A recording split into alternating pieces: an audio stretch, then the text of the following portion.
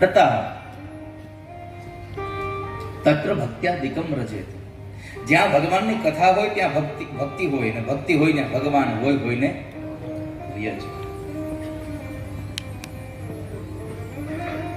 તો સત્સંગ માત્રથી ભક્તિના બે દીકરાઓ જાગૃત થયાની કથા બતાવી. અને એ કથા જ્યારે ચાલતી હતી, કથા વિશ્રામ થવા રહી, પરમાત્મા પ્રગટ થયા. જ્યારે પ્રભુ પ્રગટ થયા ત્યારે નારદને પૂછ્યું, નારદ માગો શું આપું તમને? તમારી આ ક્રિયાથી બહુ રાજી થયું છે, તમારે જે જોતું તે માગી લો. નારદે શું માંગ્યું ખબર છે? પ્રભુ, આજ જેમ અમારી કથામાં તમે ગંગાના ઘાટ પર પ્રગટ થયા ને, એમ એક વરદાન આપો કે આખા વિશ્વમાં ગમે ત્યાં તમારી કથા ચાલતી હોય 7 દિવસની, એ 7 દિવસની કથામાં તમે એકવાર હાજરી દેવા જાઓ. આવું અમને વચન આપો. એક દિવસ તમે ભક્તને દર્શન આપશો. હવે નારદે કીધું, હા એક દિવસ તમે વચન આપો અમને. ભગવાને કીધું, તથાસ્તુ, તમારી ઈચ્છા સંપન્ન કરીશ. પણ એ ભૂલી ગયા હતા કયા દિવસે કેટલા વાગ્યે.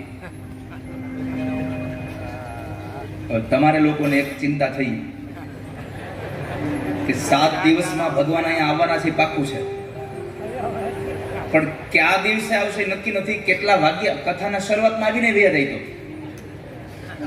કથાના છેલ્લે આવે, પેલા દિવસે આવીને વ્યા જાય, છેલ્લા દિવસે આવે. તો હવે તમે શું કરશો? એક ઉપાય તમારી પાસે વિધો છે કે હવે જેટલા દિવસ બાકી છે એટલા દિવસ હું આવું એને પેલા બેસી જવાનું, હું જાઉં પછી જવાનું, તો કદાચ દર્શન થાય. એક જ ઉપાય છે આપણી પાસે. નારદને કહ્યું કે હું ગમે ત્યાં કથા હશે આ ભુવનમાં, મૃત્યુલોકમાં ગમે ત્યાં કથા ચાલતી હશે, હું કોઈના કોઈ સ્વરૂપે ત્યાં જઈ અને વિરાજમાન થઈશ. મદ ભક્તા યત્ર ગાયંતી તત્ર તિષ્ઠામિ નારદ.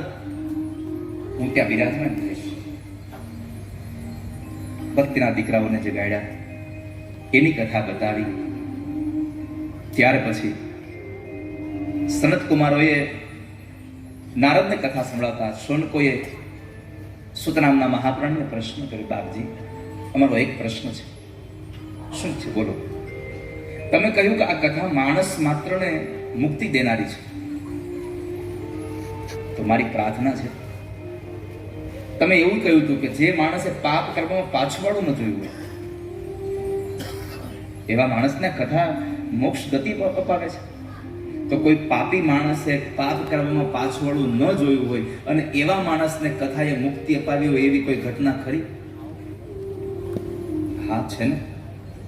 તો કૃપા કરી અને અમને બતાવો, અમારે સાંભળવું છે.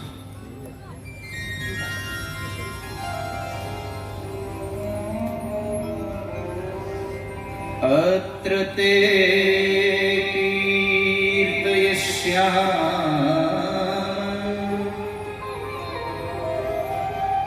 ઇતિહાસં પુરાતનમ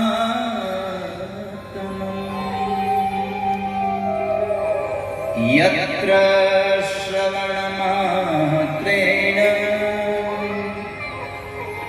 પાપહાનિ પ્રજાયતે.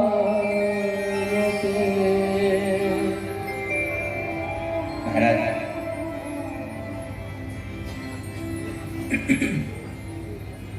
અમને એક એવી કથા બતાવો કે જ્યારે કોઈ માણસે પાપ કરવામાં પાછળવાળું ન જોયું હોય ને એની પાછળ કથા થઈ હોય ને મુક્તિ અપાવી હોય. સાંભળજો વાલા ભક્તજનો, બહુ સુંદર કથા છે. તમને બધાને ખબર છે આ કથા ધુંધુકારીની.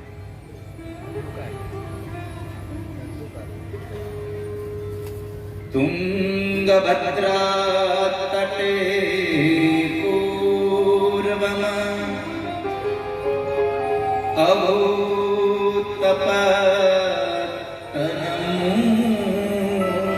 અભૂતપતનમૂતમં યત્ર વર્ણાસ્વધર્મેણ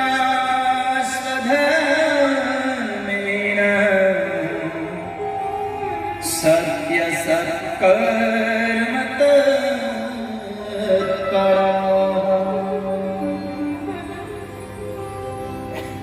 યત્ર વર્ણાસ્વધર્મેણ. સાંભળો, તુંગભદ્રા નદીના કિનારે એક સુંદર શહેર, અને એ શહેરમાં 4 વર્ણના લોકો રહેતા હતા: બ્રાહ્મણ, ક્ષત્રિય, વૈશ્ય અને શૂદ્ર. આ 4 વર્ણના લોકો હતા.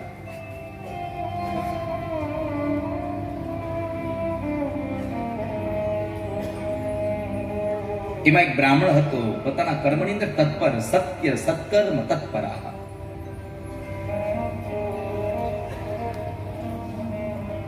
આમ જોવા જાવ ને ભલા ભક્તજનો, તો આ કથા કોઈ પુરુષની નથી, આપણા બધાની છે. આ શરીર છે એ સુંદર નગર છે. આની અંદર રહેતો આત્મા એ પુરુષ છે, આત્મદેવ. અને આ બુદ્ધિ એટલાની પત્ની છે, ધુંધુલી. આત્મદેવ દુખી બહુ છે. આત્મદેવ પોતાના કર્મમાં તત્પર છે, પણ પત્ની પોતાના કર્મમાં તત્પર છે.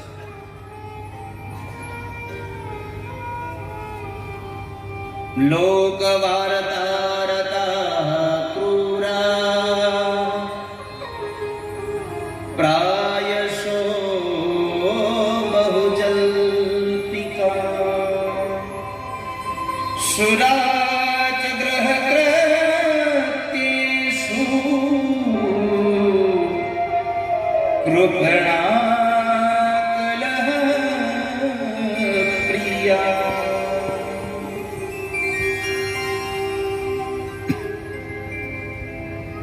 ક્લેશને માનવા વાળી, ઝઘડો કરવા વાળી, પોતાનું જ વાક્ય સાચું છે આવું સાબિત કરનારી વ્યક્તિત્વ એટલે ધુંધુલી બુદ્ધિ. આપણી બુદ્ધિથી જે આપણે કહીએ ને એ જ સાચું હોય. 10 લોકોને ઉભા રાખો લાઈનમાં અને એક વસ્તુ બતાવો અને કહો ભાઈ તમે આની પર અનુમાન કરો, આ શું છે? દૂરથી 10 લોકો અનુમાન કરે, પોતાની બુદ્ધિ લડાવે, એમાં શું છે અનુમાન કરે. પણ તમે જોજો, એ 10 ના અનુમાન અલગ અલગ હોય, પણ પોતાનું જ અનુમાન સાચું છે આવી બધાની વૃત્તિ હોય. એમ અહીંયા આ ધુંધુલી છે, પોતાની વાત જ સાચી છે આવું સાબિત કરનારી છે. ક્લેશ પ્રિય છે, વાત વાતમાં ઝઘડો કરે. અને પતિ પત્નીના ઝઘડા તમે જોયા છે? ક્યાંય ન હોય, કાંઈ ન હોય, એમાંથી બહુ થાય.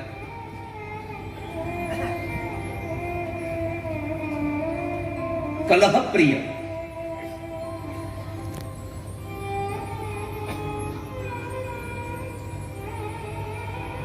એક પતિ આવીને જમવા બેઠો અને 2-3 કોળિયા ખાધા ને એમાં બરાબર ત્રીજા કોળીએ કાકરો આવ્યો ખીચડીમાં. એક તો સવારનો કામે ગયો હતો, ભૂખ્યો હતો.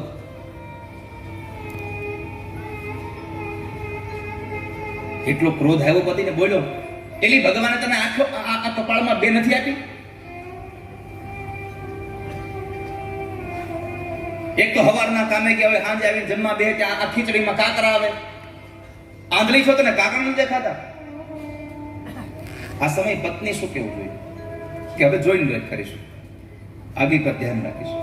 પણ કલહ પ્રિય હોય ને હું કે અમને ભગવાને આંખો નથી આપી તો હું તમને 32 દાંત નથી આપ્યા, ચાલી જાવ નહીં. અહીંથી ઊભું કરે. કૃપણા કલહ પ્રિય, કૃપણા કલહ પ્રિય. જે જગ્યાએ નમતું લેવાનું હતું ને એને ઉગ્ર બની ગયા. આવી જેની બુદ્ધિ છે એ ધુંધુલી છે.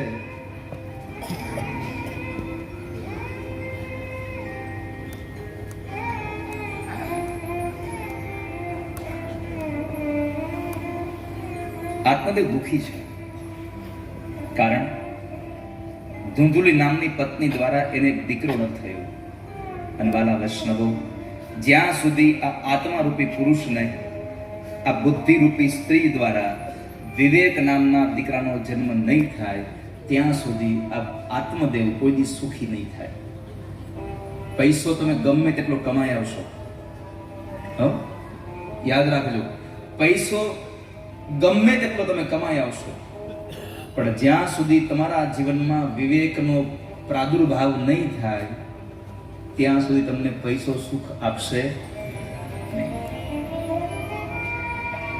અને આ બુદ્ધિને જો એક વિવેક નામના દીકરાનો પ્રસવ કરવો હોય તો એને સદાયના માટે સત્સંગમાં જવું પડે, કેમ કે બિનુ સત્સંગ વિવેક ન હોય.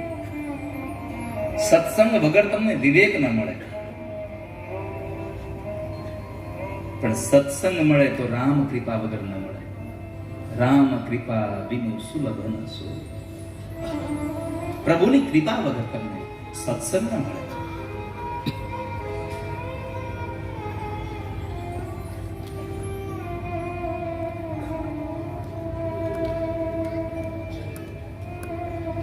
જીવનમાં વિદ્યા આવે તો તમને વિનય આવે. વિદ્યા દદાતિ વિનયમ. વિદ્યાથી તમને વિનય આવે છે. કોઈ દુકાનમાં જઈને કહેવાય, લ્યો ભાઈ 500 રૂપિયાનો અમને વિનય આપો, 500 રૂપિયાની બુદ્ધિ આપો. વિદ્યા દદાતિ વિનયમ નતુ ધનમ દદાતિ વિનયમ. ધન આપવાથી તમને વિનય ન મળે. વિનય તો કેવળ ને કેવળ તમને આવા સત્સંગમાં જ આવતો હોય. આવી સત્સંગની કથાઓ સાંભળીને આપણા જીવનમાં કંઈક પરિવર્તિત આવે, આપણું જીવન પરિવર્તન થાય. આત્મદેવ બ્રાહ્મણ દુઃખી હતા. આંગણામાં રહેલા વૃક્ષોને ફળ બગડી જાય છે. આંગણામાં બાંધેલી ગાયને એક વાછડાનો જન્મ થતો નથી. એટલે આત્મદેવે નક્કી કર્યું, જો દીકરો જીવનમાં ન હોય તો પૂમ નામના નરકમાંથી કોણ તારશે? મરી જવું છે. આત્મહત્યા કરવા માટે માણસ જંગલમાં જતા રહે છે. જંગલમાં જઈને એક સરોવરના કિનારે તરસ લાગીથી બેઠા હતા અને ત્યાં બેઠા બેઠા રડતા હતા.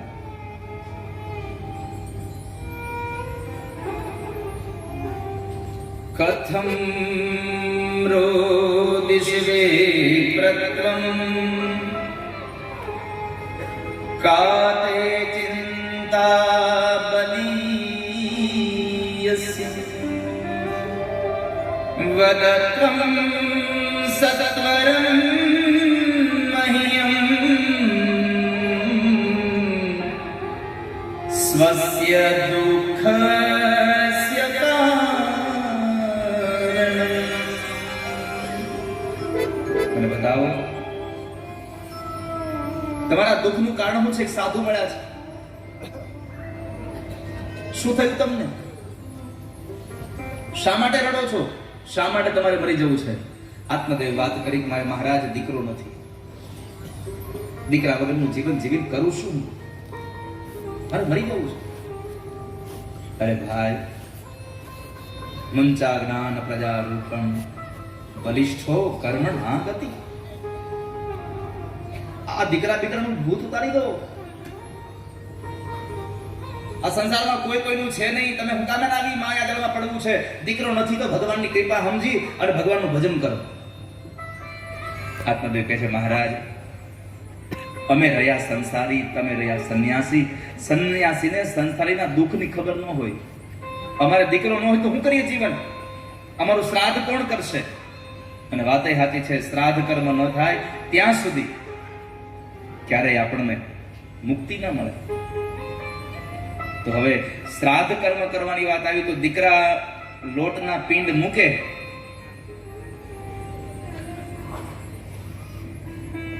અને એ પિંડને માછલા તાણે. જે જાણે એ કેટલો જાણે.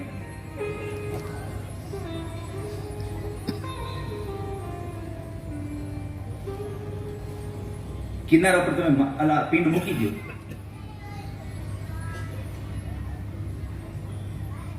અને એ પિંડને માછલાઓ ખાઈ જાય અને પિતૃને મુક્તિ મળી જાય. એમ એમ ગતિ ન થાય.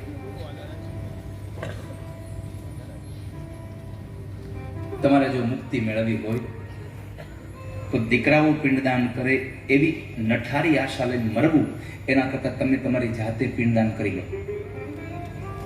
હવે આપણને અમારી જાતે પિંડદાન કઈ આપણે આપણા પિંડદાન કરી સારું લાગે? બોલો તો આપણો ફોટો ખુરશી મૂક્યો હોય, પાસે દીવો બોલતો હોય, ફોટા માથે માછું બણબણતી હોય,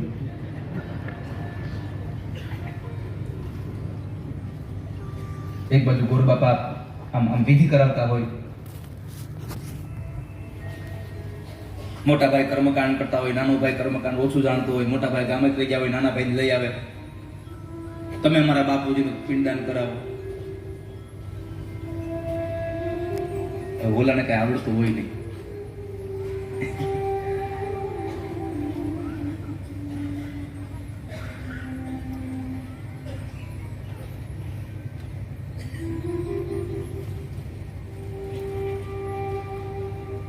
અને તોય બ્રહ્મ વાક્ય જનાર્દન. બ્રાહ્મણ બોલે, નરસિંહ મહેતાના પિતાજીનું શ્રાદ્ધ હતું, કુળ ગોરે આવવાની ના પાડી દીધી, હું તારી ઘરે વિધિ કરવા નહીં આવું. ખેડૂત બ્રાહ્મણને લઈ આવ્યા, બાપજી તમે જે બોલો એ મારા બાપુજીનું શ્રાદ્ધ થઈ જશે. બ્રાહ્મણનું વાક્ય પરમાત્માનું વાક્ય છે.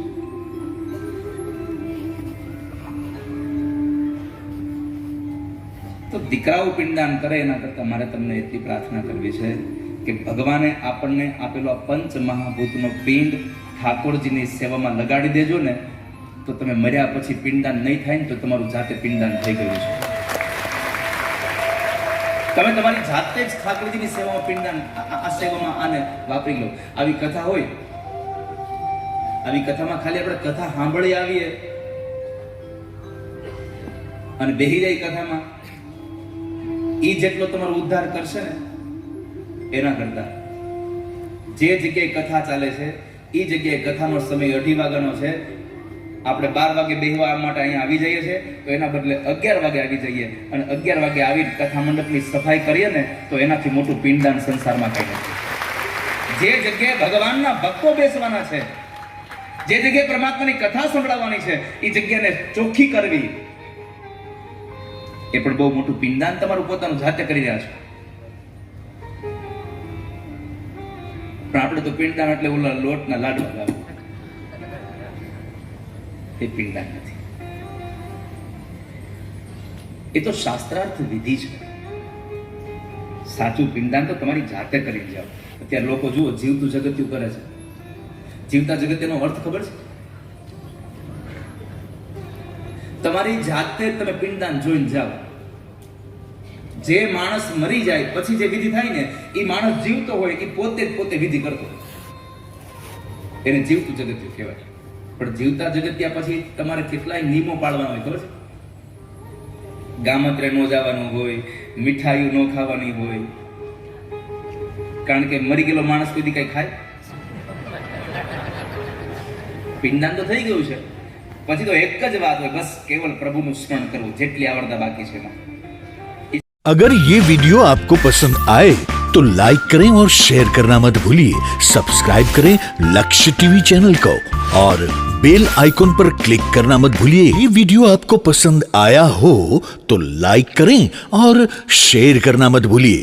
सब्सक्राइब करें लक्ष्य टीवी चैनल को, हाँ, और बेल आइकॉन पर क्लिक करना मत भूलिएगा लेटेस्ट वीडियो सबसे पहले पाने के लिए.